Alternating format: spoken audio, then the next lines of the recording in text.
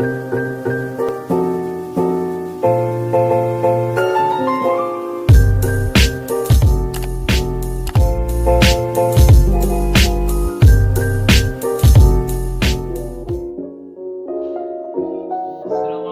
warahmatullahi wabarakatuh.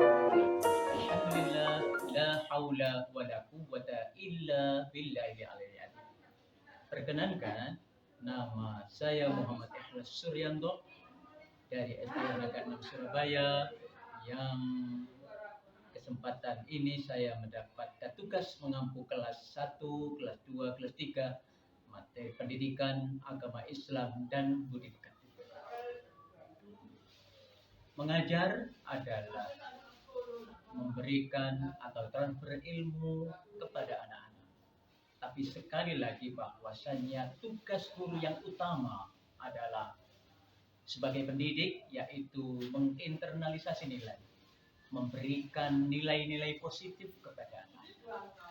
Betapa berat tugas guru ketika memberikan bimbingan kepada anak. Tidak semua guru bisa melakukan itu. Tetapi apa salahnya jika kita bisa masuk ke level di mana tugas kita sesungguhnya adalah sebagai pendidik yang memberikan nilai, yang memberikan sesuatu yang positif dalam kehidupan. Karena berat dan rumitnya tugas guru, maka diperlukan satu sinergi, dibutuhkan satu kerjasama. Karena memang watak manusia adalah saling menolong di antara satu yang lain. Seperti yang disampaikan oleh Allah Subhanahu wa taala, ta'awanu 'alal birri wat taqwa. Hendaknya kita saling bekerja sama, saling semestri antara satu dengan yang lainnya. Melalui area kombel atau komunitas belajar, maka sesungguhnya disinilah makna kebersamaan dalam suatu lembaga pendidikan yang bernama sekolah.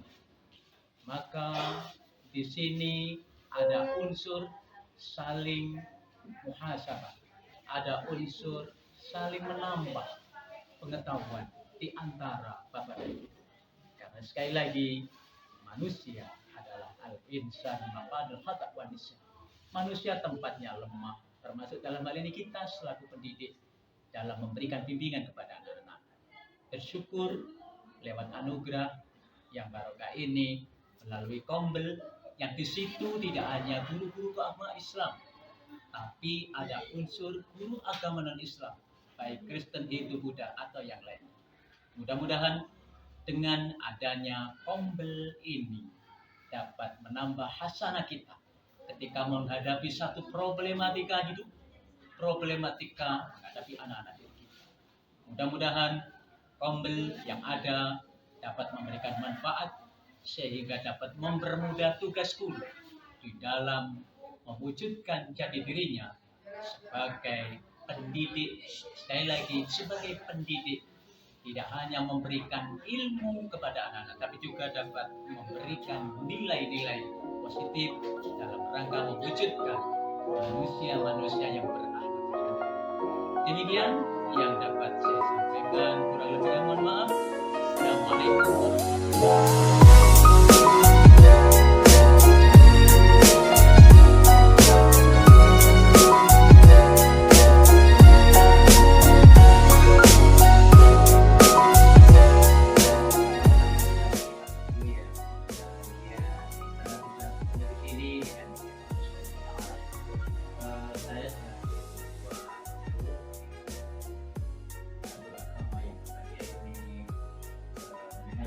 Kehidupan saya, utamanya tentang praktek anak-anak dalam melaksanakan kegiatan ibadah sekolah ini. Memang tidak bisa dipungkiri yang namanya anak dimanapun saja berada, ketika melakukan sholat itu seringkali ada yang ramai, ada yang teriak-teriak, ada yang jongkrokan, dorong-mendorong. Tapi apa salahnya kalau anak-anak kita tertibkan? Nah, barangkali Bapak Ibu punya pandangan hal-hal apa temuan yang di sana yang mungkin nanti bisa kita saling untuk memberikan solusi jalan keluar. Semoga anak-anak kita nanti bisa tertib dan benar. Monggo, silakan mungkin Pak Mufti dulu untuk bisa menyampaikan tentang sesuatu. Terima kasih. Assalamualaikum warahmatullahi ketika saya memberikan materi pelajaran di kelas, di saat-saat mengajar, kadang-kadang ada beberapa anak yang kurang perhatian. Alasannya apa? Ketika saya tanya, ada beberapa masalah.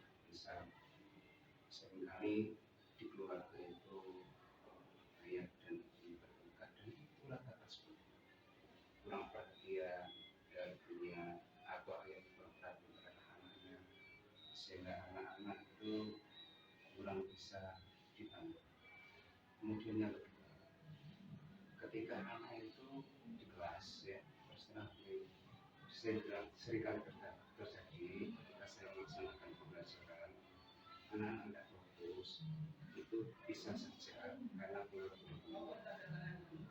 Dan ketika saya memberikan metode yang baru, masih saja modelnya anak seperti itu tidak bisa fokus. Itu beberapa kendala yang kami alami pada saat belajar. Terima kasih. Baik, terima kasih. Jadi utamanya di sini yang memberikan Pak Mansur itu berkaitan dengan kurang fokus, kurang konsentrasi anak-anak dalam melakukan ibadah salat. Mungkin Pak Muhaimin ada temuan yang bisa disampaikan. Terima kasih. Tidak jauh beda sebenarnya permasalahan yang dialami oleh teman kami Pak Mokto. Ya. Di kelas kami itu yang saya ampu, anak-anak ketika menerima materi tentang pembelajaran sholat, itu kebanyakan anak-anak itu yang sudah hafal ya jalan, yang tidak hafal itu aras-arasan.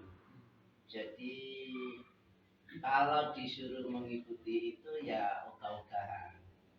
Saya sampai bingung gimana ya caranya untuk supaya anak-anak itu fokus sehingga dia bisa mengikuti seperti teman-temannya yang sudah hafal, yang sudah bisa untuk bacaan-bacaan sholat. Itu yang kelas yang saya ampu. Terima kasih. Terima kasih. Mungkin karena tidak hafal, itu barangkali nyambung juga dengan yang disampaikan oleh Pak Mokto tadi, sehingga budaya-budaya konsentrasi tadi juga terpengaruh gitu Pak Mokto. Mungkin Pak Riyadus bisa ada yang perlu disampaikan Pak. Terima kasih. Assalamualaikum warahmatullahi wabarakatuh. Waalaikumsalam warahmatullahi wabarakatuh. Berkaitan dengan sholat ini, yang namanya anak-anak ini ternyata kurang menyadari bahwa mereka itu sebenarnya punya kewajiban untuk belajar sholat. Nah, ketika anak-anak sudah berada di dalam musola itu cenderung ramai, cenderung berbicara sendiri karena merasa banyak teman. Jadi ketika sendiri dia tolak-tolak, ketika banyak teman, kesempatan untuk bermain-main, ngobrol, bahkan bisa jadi gebuk-gebukan.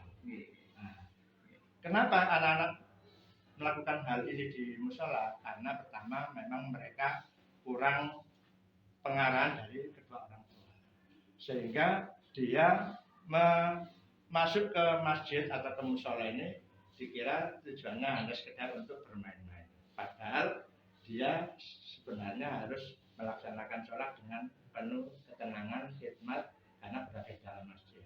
Jadi tidak sedikit anak-anak itu menganggap ketika berada di masjid itu seperti berada di lapangan, di pasar. Tidak sedikit ya? Iya, tidak sedikit. Jadi mereka itu cenderung bergerombol cerita tentang film, bercerita tentang kenakalan kawan-kawannya, tentang permainannya. Jadi ketika anak-anak sudah waktunya iqomat, itu mereka mendengar, tapi karena asik berbicara, akhirnya sampai imam sudah takbir itu masih terbawa permainan, pembicaraan yang mestinya dia segera mengikuti sholat, mereka tetap asik dengan pembicaraannya. Oleh karena itu saya punya ide supaya anak-anak itu memahami tentang pentingnya sholat, maka anak-anak itu perlu diadakan bimbingan secara rutin dan pendampingan oleh Bapak Ibu gurunya. Oke, baik, terima kasih. Jadi Pak Riyadus menambahkan banyak teman, akeh konco, akhirnya muncul sifat gunggungannya itu tadi yang sehingga menyebabkan anak-anak menjadi ramai. Oke, mungkin Bu Sundari ini salah satu guru agama yang paling cantik ya dari agama Kristen. Mungkin barangkali bisa memberikan satu pandangan dari monggo. Selamat siang semuanya. Di sini saya belum memberi pandangan, Pak. Saya juga mengeluhkan. Saya akan menceritakan situasi di kelas saya mengajar tentang sholat itu kan ibadah, Pak ya, tentang ibadah. Di kelas saya pun seperti itu. Anak-anak itu kalau diajak doa itu belum bisa konsentrasi. Jadi masih kayaknya hanya sebuah hafalan aja, belum bisa sampai meresap ke hatinya bagaimana ibadah yang benar itu masih belum bisa. Nah, ini yang menjadi kesulitan saya saat ini. Mungkin nanti ada masukan dari bapak-bapak juga karena materinya adalah sama tentang ibadah, bagaimana mengarahkan anak-anak kita ini supaya menjalankan ibadahnya itu lebih sungguh. Itu aja kesulitan yang saya.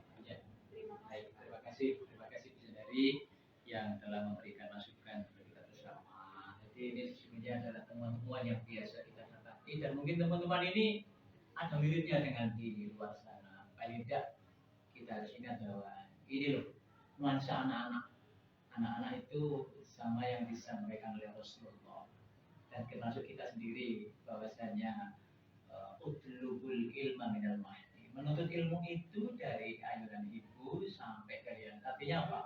Belajar itu berkontinuitas, berkelanjutan sampai kapanpun. Tapi kita tetap berkomitmen bagaimana caranya di dalam membackup anak-anak ini supaya dalam kegiatan ritual yang penting mendidik karakter anak ini bisa berjalan dengan baik. Dari kemarin mungkin sholat guyon, sekarang nggak pakai guyon, atau mungkin kemarin gerombol-gerombol. Nah, kemudian gak begitu gerombol, berkurang, pemahaman terhadap agamanya juga ditambah, hafalannya untuk sholat juga begitu. Barangkali ini menjadi satu tantangan juga bagi kita. Mungkin ada yang bisa menyampaikan dari teman-teman guru agama tadi tentang tinggi, Bapak silakan.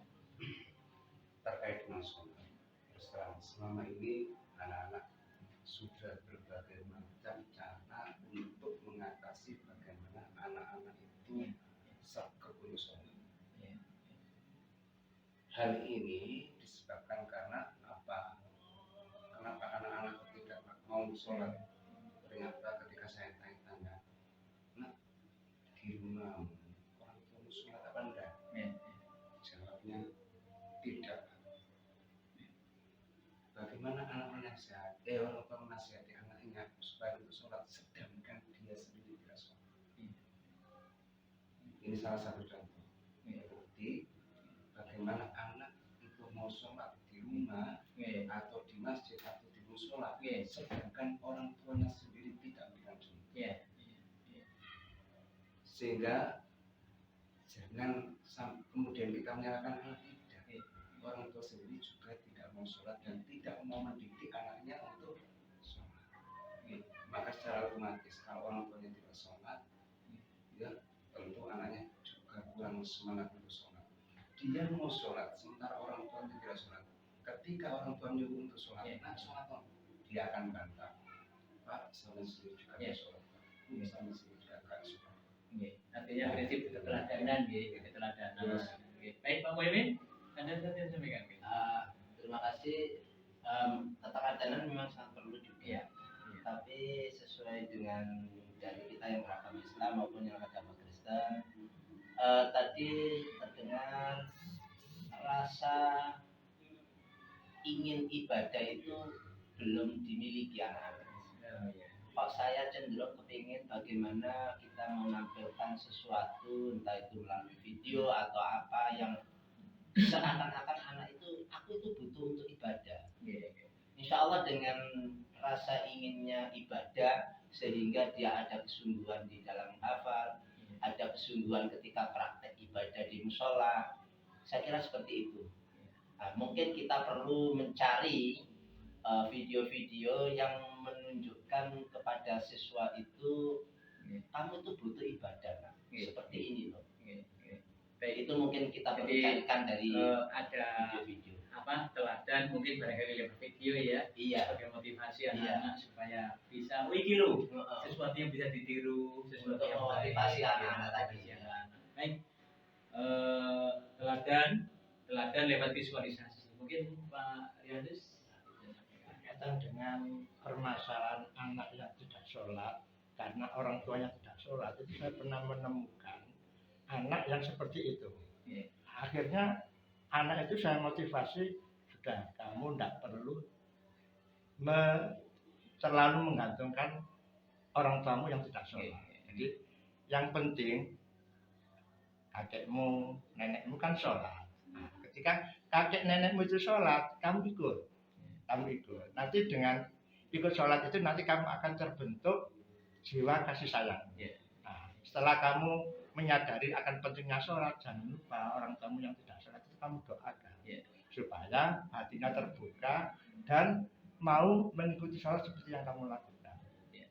Jadi anak itu ternyata bersendiri dengan pemahaman seperti itu. Ternyata anak yang tadinya itu adu tak adu, akhirnya dia, oh iya, ternyata orang tua pun juga akan mengikuti kita kalau kita menjadi anak yang baik. Mungkin itu yang bisa. Baik. Terima kasih Bu Sudari. Mungkin ada yang bisa disampaikan. Pak, kalau menurut saya ini masih gagasan ya. Kita itu untuk mendidik anak itu tidak hanya dari guru, tapi perlu campur tangan dari orang tua. Jadi kita harus berkolaborasi antara guru dengan orang tua, menerapkan bagaimana supaya anak ini bersemangat, bergairah untuk melaksanakan ibadahnya. Jadi kita harus punya kerjasama yang bagus antara orang tua dengan guru, dengan tujuan anak-anak ini lebih baik lagi. Kolaborasi antara guru dan orang tua. Itu aja untuk Saya sementara. sangat setuju itu. Berarti dari sekolah kita menyiapkan supaya anak-anak itu punya keinginan greget untuk ibadah. Kemudian kita sebagai guru menyampaikan ke orang tua supaya di rumah anak-anak itu juga punya dorongan dari orang tua dengan keteladanan di rumah untuk beribadah juga. Baik, terima kasih. Jadi inti dari pertemuan kelompok belajar kita di kesempatan yang berbahagia ini adalah kita tadi sudah memaparkan letak masalahnya, di mana handicap-handicapnya, kemudian ada solusi-solusi, paparan-paparan disampaikan. Jadi closing ceremony yang dapat saya sampaikan di kesempatan berbahagia ini adalah keteladanan dari semua pihak, dari orang tua, mungkin juga dari masyarakat. Di musola masjid seringkali anak-anak nggak diopeni, seringkali anak-anak kita nggak diawasi. Mudah-mudahan dengan keteladanan kita bersama, Bapak Ibu guru semuanya, kita kelak bisa membawa anak-anak kita untuk bisa melaksanakan dengan baik. Terima kasih, mudah pertemuan ini menjadi pertemuan yang hikmat. Kita akhiri bersama dengan Assalamualaikum warahmatullahi wabarakatuh.